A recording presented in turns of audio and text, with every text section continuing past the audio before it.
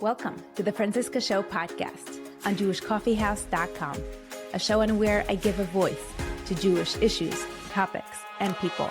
I'm Francisca Brady, your host. Make sure to hit that like and subscribe button, leave me a comment. You can join our WhatsApp discussion group, and I hope you enjoy this episode. Let's get into it. So great to have you on. Tell us a little bit about yourself, religiously and professionally. I am from birth an attorney by profession, working for a small firm that practices immigration and family law. I would like to think that I continue in the path my parents raised me on, keeping, Jewish law, having attended yeshiva, trying to pray every day and learn every day as well. And where did you grow up? Which city and community? Flatbush, born and bred, still here. And the reason you're coming on to this episode today, and you're not anonymous, which is amazing, is to share your personal journey with suffering from eating disorder and recovering from it, and all the things you have to offer as a frum male, challenged, and who struggles with this. I don't know if you're still struggling with it. I'm excited to hear more about you. So tell us how this began. What was the evolution of how this disorder started for you? So, growing up, I would like to think that I was a healthy weight.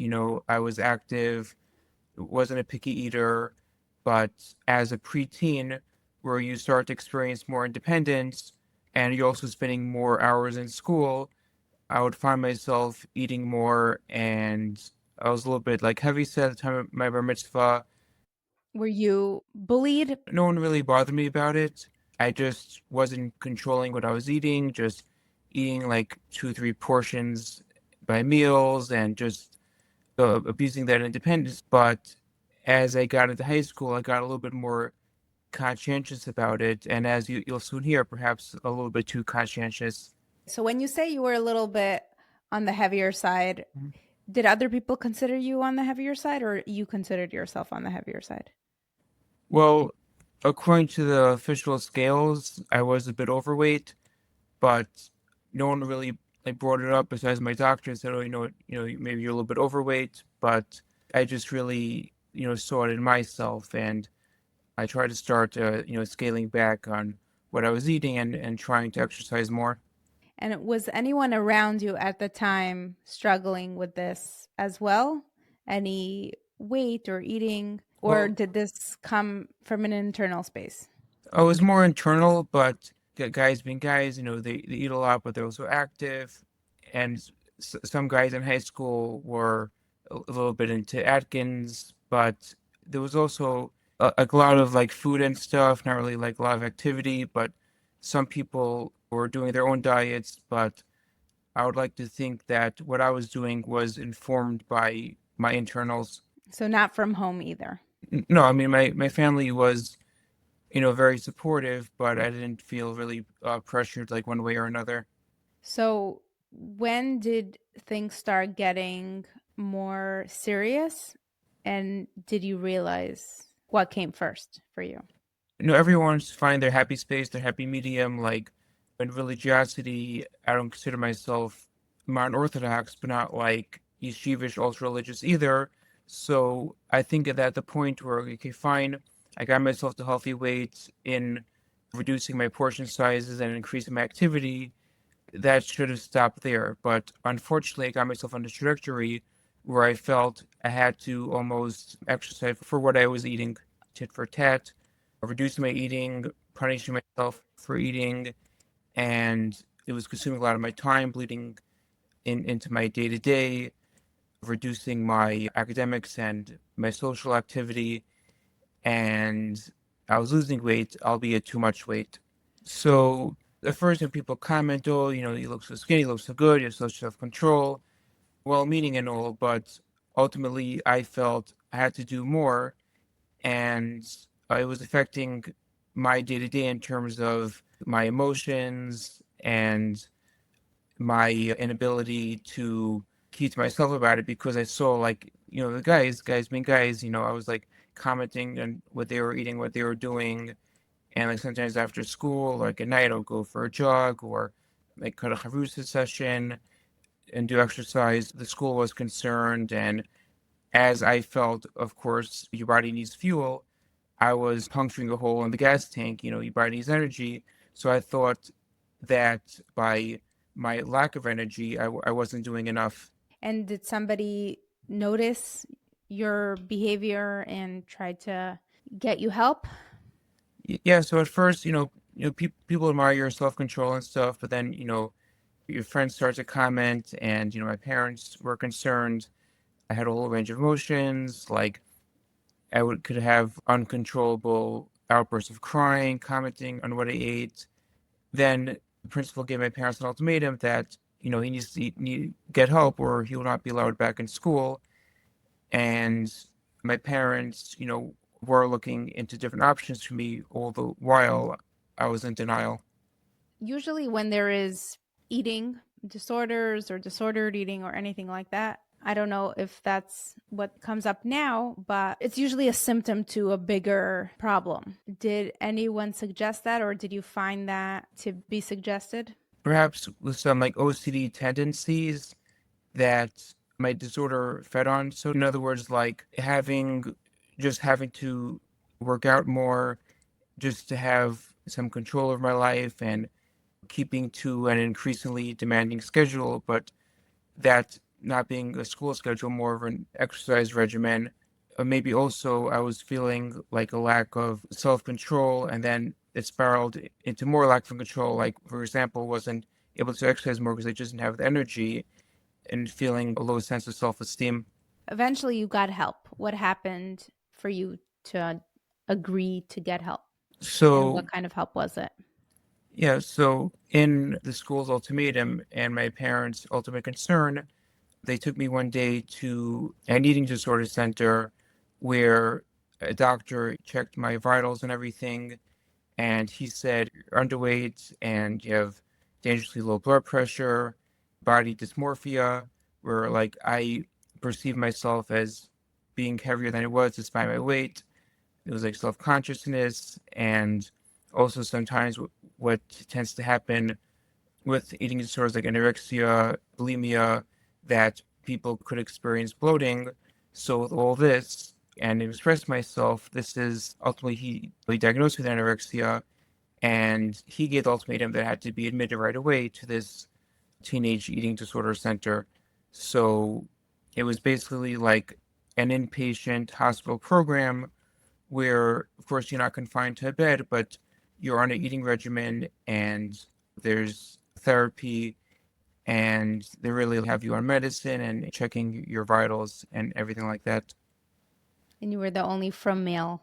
Correct. While, of course, eating disorders affect both men and women, I was the only for male there. The majority of the population was women. I like to think in society at large, men are more in denial. They think like tough bros working out, but that also could be a form of eating disorder, although there were actually two from young women in the program with me. Okay, so tell us what it was like to be in a program like this when you come from a yeshiva background and you probably weren't even exposed to girls, and suddenly you're here and they're controlling what you're eating. What was that Yeah, like?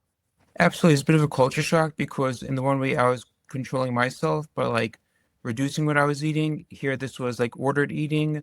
So it's like at the same time, you're being given a lot, which in this case was about 3,600 calories, and you're being told not to obsess with food.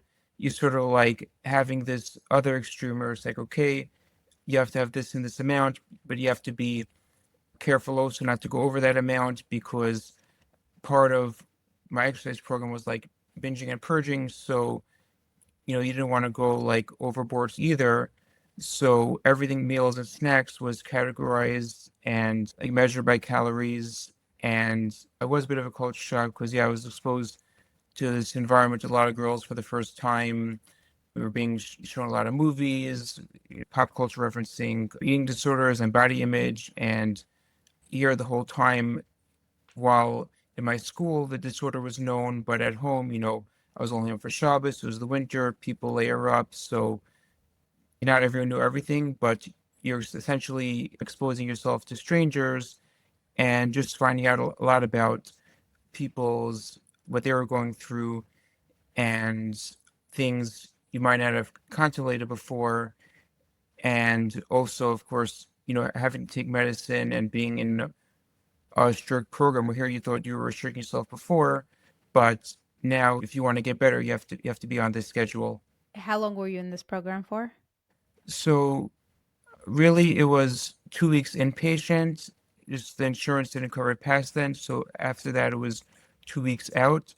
So in the 2 weeks outpatient program was all the same things as inpatient. You were living at home. Right, I would go home at night, but I was not back in school as of yet. What tools or what do you feel has changed for you over the course of the time in the program that you felt ready to integrate, or were you pushed back into regular life again? So like the month of the program was done, it was done. Obviously, I mean, there was no real way to accelerate it. There's like therapy, there's programming, medication, but if I would not have been on the path to recovery, then I would just have been there longer. So I really wanted to get better. I was trying, not exercising, following the eating schedule, attending the individual therapy sessions. So would you say it helped or it was like a band-aid? I did think it helped because, like, the same way I was going to one extreme, I had to go to another extreme to get to the place I was trying to find, like, sort of like between eighth and ninth grades, where I wanted to be like a healthy weight, exercise, everything like that. But I couldn't let it consume my life. I didn't want to be in like these programs of my life. Just like I wanted to exercise and watch what I ate. Still have to go to school, still have to go to school and have a social life. Tell me about recovery for you.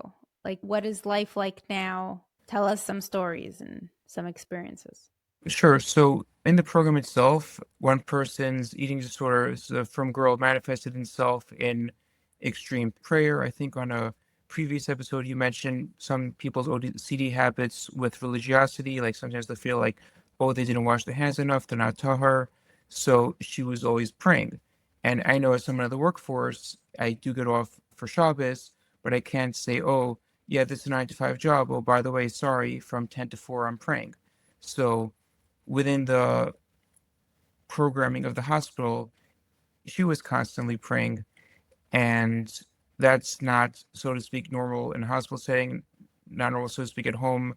The Torah says, "V'chai behem," Hashem wants us to live, and whether that's okay, you have to go to school, you have to go to work, you have to eat, you have to sleep. So that's how it displayed itself for her. But as for myself, this is always at the back of my mind. Like I try to eat healthy, I try to work out, but I'm not going to lie. There were times where I felt not good enough, where I did want to go back to that dark place, but it is my peckle for life. I'm trying to stay strong and be true to myself, my community. You recently published an AMI article. Mhm. Can you tell us about the process of writing about it, what you had to do to get it ready for publishing? Aside from my personal story, it is from publication, subject to editing. So I never wanted to make it seem like I had a bone to pick or an axe to grind with the community, which I never had. But I wanted to share my own experiences and help others learn from them, whether they have a friend that they see warning signs in or their own selves, whether they find themselves like a prayer, eating disorder, or bulimia, and they should know that they're not suffering alone, how they could help others, and men suffer from these disorders as well. So with editing, they wanted me to start sort of like from my experiences at the time of like playing with my friends and just feeling like I couldn't move anymore, and the recovery Why process. couldn't you move anymore? Because you were so So weak? yeah, like it's good to exercise, but you'll have to eat enough. So if there's no fuel there, the car runs out of gas. So in, let's say, like every day, like by recess and stuff, try to, okay, fine, play ball.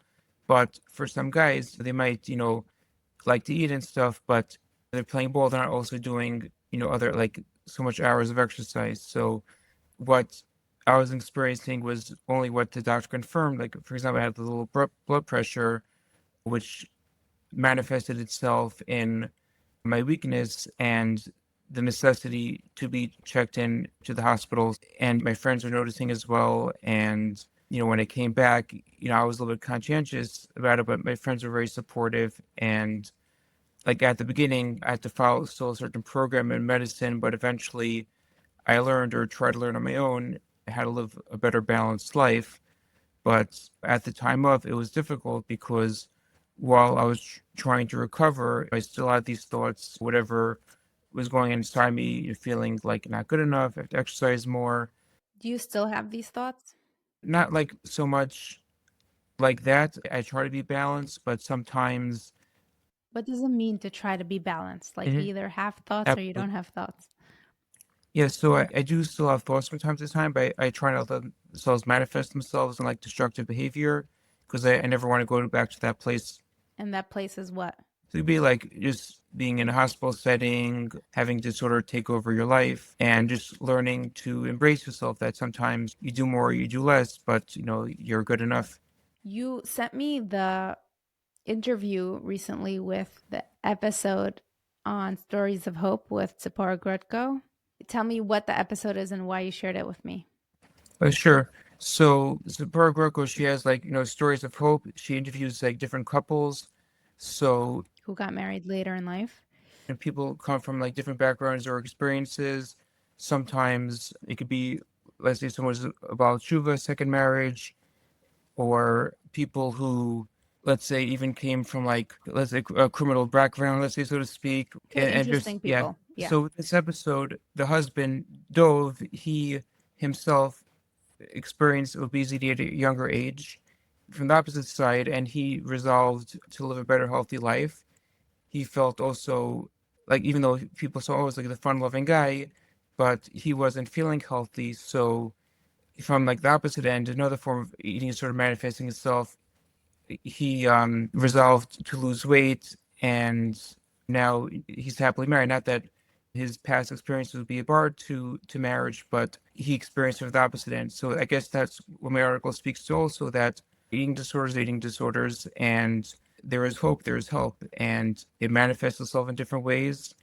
And seeking help is the first step, and people's doctors could advise them accordingly. What's interesting about that episode is that, yes, you can find love at any size, but he couldn't love himself. Yeah, He described something like if someone did go out with him and they were overweight, he was thinking, I don't want to marry someone who's suffering as much as I am. It's just so painful. And when he went out with somebody who wasn't overweight, he would be wondering what's wrong with that person that they're willing to date me. And he couldn't love himself, which ultimately, if you don't love yourself, it's hard or impossible to find a partner. He ultimately had to, well, you either accept yourself or you change who you are. And he chose to change who he is. And that's what got him closer to getting married. I'm curious what came up for you when you were listening to him. Besides for it's just similar, it's the other end of it, which is what you already said. I'd like to hear some more raw emotions. so for myself, I couldn't continue in the trajectory I was going on because I could have died, God forbid, given my weight, given my vitals. So I had to make the choice. Do I want to go on this like downward spiral, or even if I could technically live like that, but just exercise eating when you could enjoy moments with family? Life doesn't have to be food centered, where the center of ourselves is our soul, and the soul needs the body to exist in this world. So, how are we treating our bodies? Being in the hospital is a wake up moment for me because I knew I didn't want to live or die that way. But as far as Dove goes, he made a very brave choice in his life. And I believe his wife, Batya, if I'm not mistaken, had also had some weight issues in the past. And there were like times on dates people make comments, and in my article also I mentioned sometimes like people don't always know what to say, and things could be triggering at times. Like if someone says you look good, oh, it means maybe I gained too much weight. So at the same time, people should be like careful what they say, but for the individual, they shouldn't let it trigger them. And thank God for community. We have a supportive community. So, what kind of feedback did you get from the article? I could have technically gone anonymous, and then maybe the paper would have like just like sent me the responses that came in, and for the few people who knew at the time, they knew, but there are people in my life who never knew this about me. And for the public at large, from the feedback I got from Rechi Frankfurter, the editor, is that people were thankful for the article, for raising awareness that males could also suffer from eating disorders and that there's help out there. Yeah, it seems like the path to recovery for you was very spiritual in terms of understanding that, like, it's not what Torah wants from you, and it's not what Hashem wants from you. Yeah, because I mentioned that the girl in the program with me had like this you call spiritual anorexia. So just like person can't just say, okay, I'm learn all day, you still have to eat and sleep. So you can't go on a destructive path obsessively and try to overcompensate. Like it's okay, sometimes you need self-correction, there's like cheshbon nefesh, shuva, things like that. But if you want to live a healthful, balanced life, you do so with the support and guidance of your rabbis and doctors, and know that like you can't just okay exercise eat. And in my case myself, for like at least the first two fasts in my tukufa, I couldn't fast, and I abided by that because I needed some self-correction to go the other ways. So yeah, the Torah says when to watch ourselves, but we also have to live. And if you want to live, you can't go the way I was going. And when you had to eat on fasts, how did it feel? You, So yeah. and do you still eat on fasts or No, not? You oh, no. So I do fast. Obviously, if God forbid I wasn't feeling well, I would speak to my doctor, rabbi. But because I was still like part of this program, and I was told not to, so I didn't. But I felt guilty about it. But I knew like just like had to miss school for this program, and I had to like follow like a set schedule.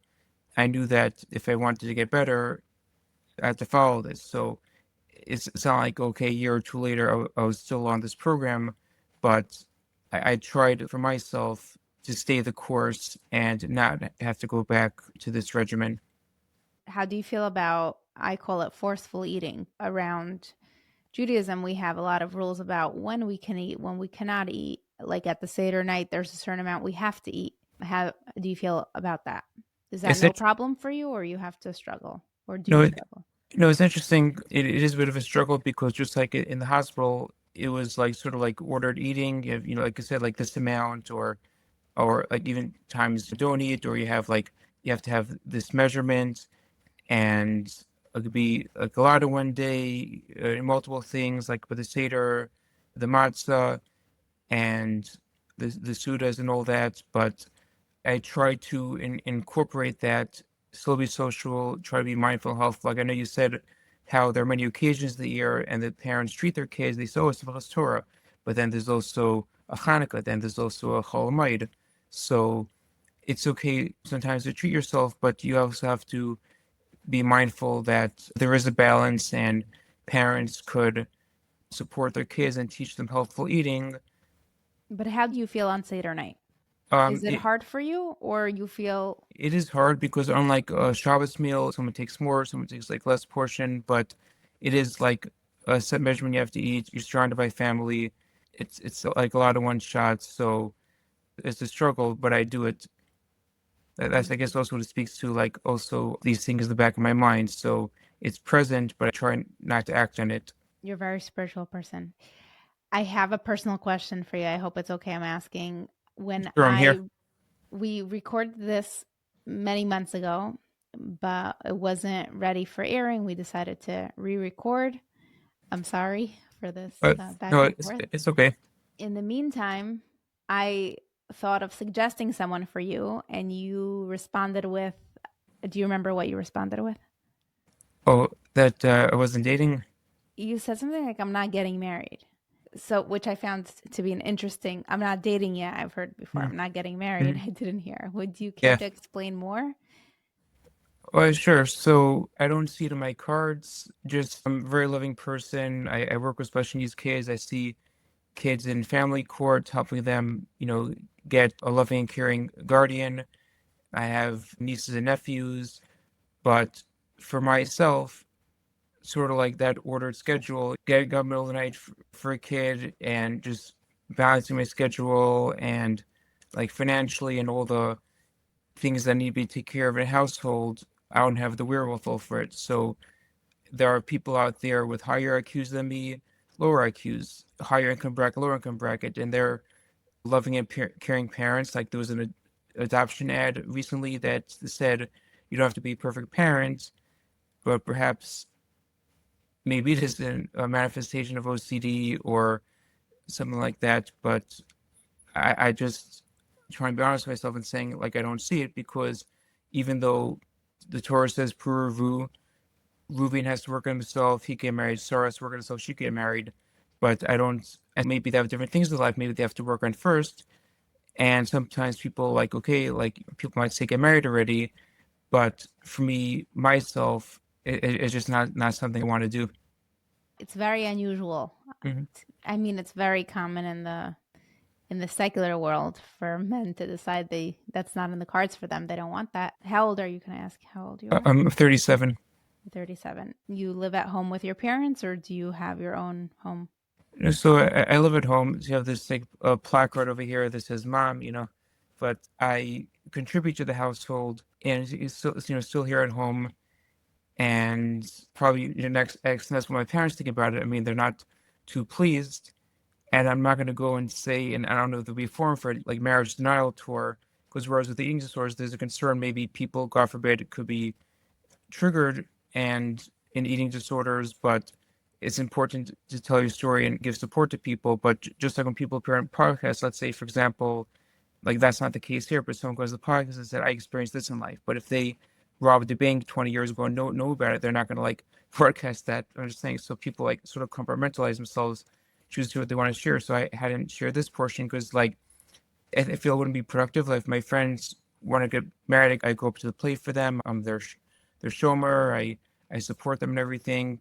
And I want people to get married, and I should get married myself, but it's just not something I'm doing. Like someone could be like, okay, like I guess I didn't go to school today, or oh, I decided to just learn the whole day, but it wouldn't be so productive to community at large for me to say, okay, like I'm not getting married. If people ask, that's just what I've been telling them. Do you feel lonely? Not really. I mean, like I am like straight and everything, but like I have like my friends and my family, and I am shomer, but I know that in life there's so many things you can't do alone. Like none of an Avihu, like it says, like they came back. I think maybe as Pinchas, maybe because two people, in this world, you can't just be one. You need an Ezer Kenegdo. Like at the same time, you support them in a higher sense than you support like your friend, but you also have their support. It's interesting because dealing with your eating disorder, spirituality, and Ratzon Hashem seems to be the will of God is helps you overcome and find balance in a place that naturally you want to be more obsessive about.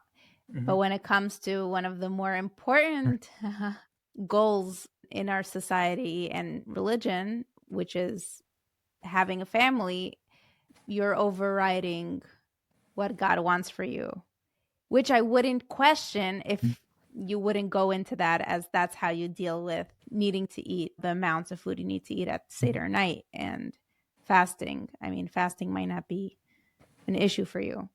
Right. It's ironic because, like in life, like just like we can't go it alone, so you can't go it alone. You need a spouse and a person, certainly like has what to offer. There's someone out there that maybe you know you want to have children together and support them, contribute financially, emotionally, and spiritually.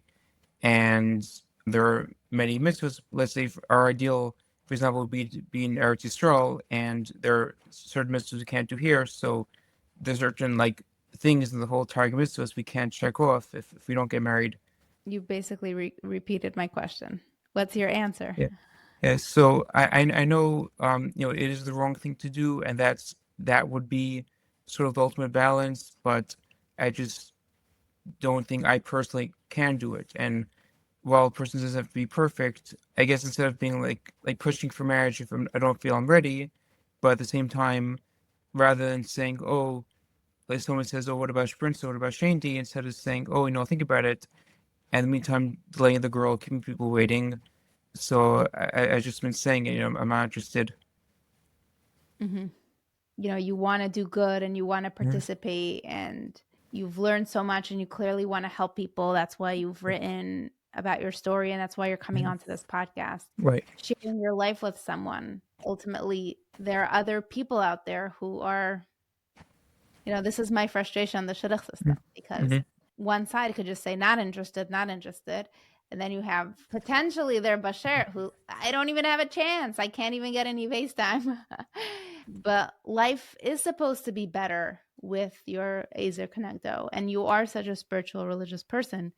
So I find you to be an anomaly and fascinating. I'm sure there are explanations, and your therapist, if you have one, would provide a lot more insight into the dissonance here in your story, which is you're very spiritual, and Mm-hmm. the mitzvahs, doesn't matter how you feel about them, that's what's leading in your mind to help you keep the dark thoughts in the background. However, in this topic, your logic that works on everything else isn't working here, and I'm stuck on this. This is ultimately why I gave you another chance, because this is my question for you, a second chance to come onto the podcast. Right, of course. And for all I know, there's a girl out there who feels the same way. It'll be the perfect match.